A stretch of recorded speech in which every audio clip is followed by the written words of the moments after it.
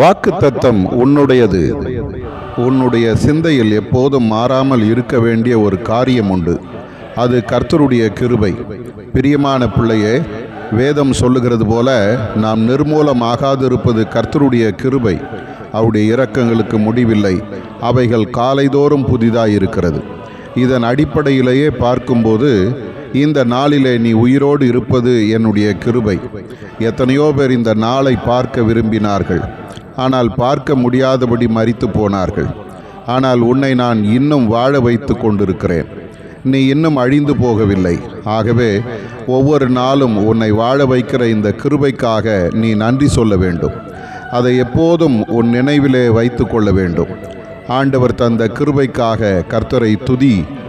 ஒவ்வொரு நாளும் காலையில் எழுந்ததும் ஒவ்வொரு உறுப்புகளும் சீராய் செயல்படுகிறது. அதற்கு நீ வைத்தியம் பார்க்கவில்லை. அதற்காக யாரிடமும் நீ ஓடவில்லை.